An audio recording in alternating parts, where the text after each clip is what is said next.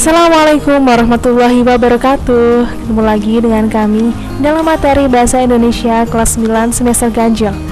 Kali ini kita akan membahas mengenai pidato persuasif. Tapi jangan lupa untuk subscribe dan nyalakan tombol notifikasi supaya tidak ketinggalan video selanjutnya. Pernahkah kamu mendengarkan sebuah pidato? Jika iya, apakah di sekolah, di lingkungan masyarakat, atau di TV? Setiap hari Senin, di dalam upacara bendera, kalian pasti mendengarkan pidato yang disampaikan oleh Bapak Ibu Guru atau Kepala Sekolah. Kali ini kita akan mengidentifikasi informasi tentang pidato persuasif, yakni mengenal teks pidato persuasif dan menjelaskan isi dalam teks pidato persuasif. Yang pertama, pengertian teks pidato persuasif. Teks pidato persuasif yaitu pidato yang bersifat mendorong atau mengajak, yaitu membangkitkan emosi agar pendengar menyetujui atau meyakini dan mungkin membangkitkan timbulnya tindakan tertentu pada pendengarnya. Teks pidato persuasif bertujuan untuk mengajak atau membujuk kepada pendengar, contohnya pidato kampanye, keagamaan, kebersihan lingkungan, dan lain-lain. Selanjutnya, ciri-ciri teks pidato persuasif.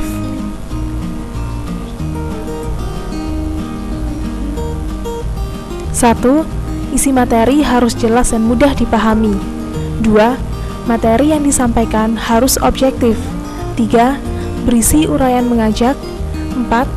Berisi wawasan baru yang dapat menarik perhatian pendengar. 5. Menciptakan klimaks atau penutup dengan uraian penting. 6. Memiliki tujuan yang jelas dan tepat. Adapun prinsip dari teks pidato persuasif antara lain: 1. Membujuk demi konsistensi. 2. Perubahan-perubahan kecil. 3. Keuntungan. 4. Pemenuhan kebutuhan. 5. Berdasarkan pendekatan-pendekatan. Kedua, menjelaskan isi dalam teks pidato persuasif. Menemukan informasi isi teks pidato persuasif dapat dilakukan dengan cara: 1. Mendengarkan pidato secara cermat. 2. Memahami maksud pidato. 3.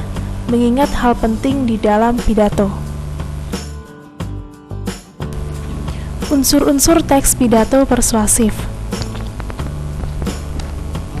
1. Pembukaan. Di dalam pembukaan terbagi menjadi 3 macam: 1. Salam pembuka, 2. Ucapan penghormatan, dan 3. Ucapan syukur. Yang pertama, salam pembuka. Pada bagian ini kita bisa memilih menggunakan Assalamualaikum ataupun salam sejahtera bagi kita semua. Yang kedua, ucapan penghormatan. Dalam ucapan penghormatan dilakukan dengan menyebutkan orang yang dianggap lebih tinggi jabatannya lebih dahulu dan kemudian seterusnya sampai berada pada jabatan paling rendah. Contohnya, yang saya hormati Bapak Ibu Kepala Sekolah, yang saya hormati Bapak Ibu Guru dan staf. Yang ketiga, ucapan syukur.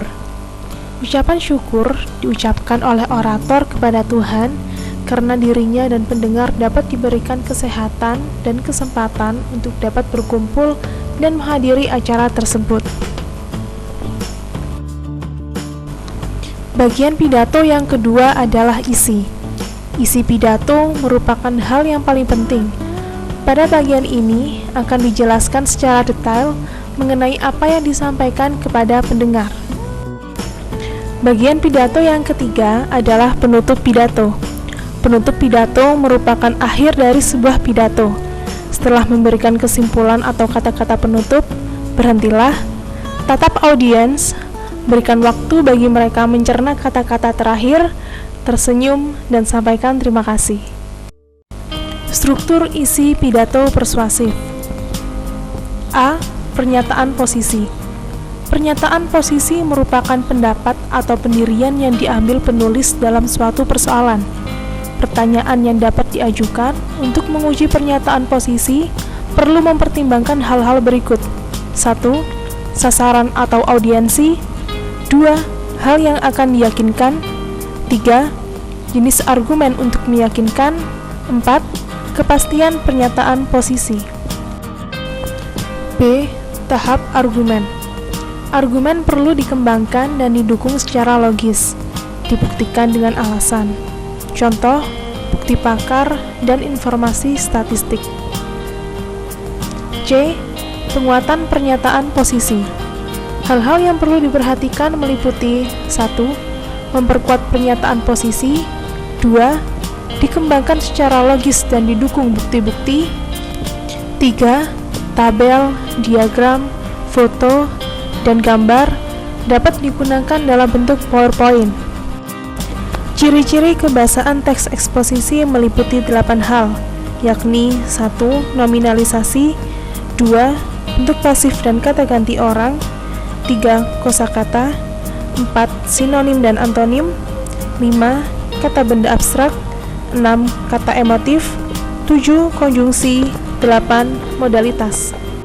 Yang pertama, nominalisasi. Nominalisasi dapat diartikan sebagai suatu proses pembentukan nomina dari kelas kata yang lain dengan menggunakan afiks tertentu. Misalnya, atur, teratur, mengatur, pengaturan, keteraturan, dan sebagainya. 2. Bentuk pasif dan kata ganti orang. Kalimat pasif adalah kalimat yang subjeknya dikenai suatu perbuatan atau aktivitas. Kalimat pasif biasanya diawali oleh awalan ter atau di. Adapun ciri-ciri dari kalimat pasif adalah A. Subjeknya sebagai penderita. B.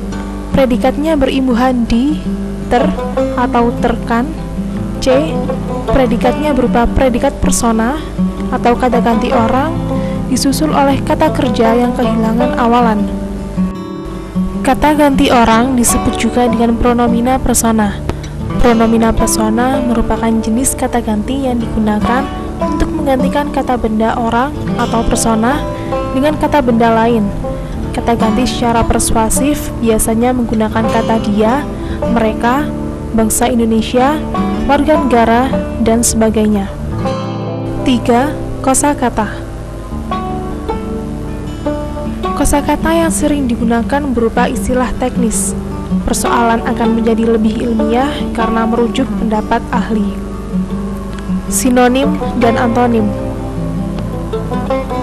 Sinonim dan antonim digunakan untuk menghindari pengulangan dan menjaga pembaca agar tetap melanjutkan membaca hingga selesai. Kata benda abstrak.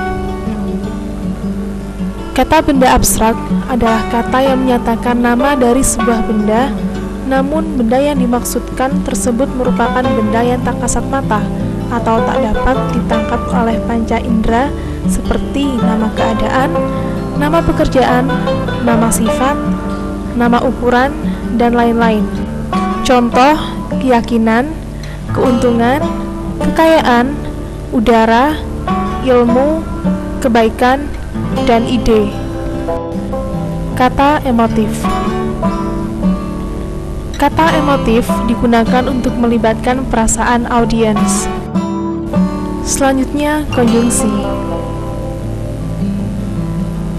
Konjungsi berfungsi untuk menghubungkan bagian-bagian dalam teks. Contohnya, dan, dengan, yang, dan lain-lain. Yang terakhir, modalitas. Modalitas adalah keterangan dalam kalimat yang menyatakan sikap pembicara terhadap hal yang dibicarakan, yakni mengenai perbuatan, keadaan, atau sikap terhadap lawan bicaranya. Sikap ini dapat berupa pernyataan, kemungkinan, keinginan, atau keizinan. Nah, anak-anak, itulah materi kita mengenai teks pidato persuasif. Tetap semangat, jangan lupa belajar, dan jangan lupa like, komen, dan subscribe supaya tidak ketinggalan materi berikutnya. Terima kasih. Wassalamualaikum warahmatullahi wabarakatuh.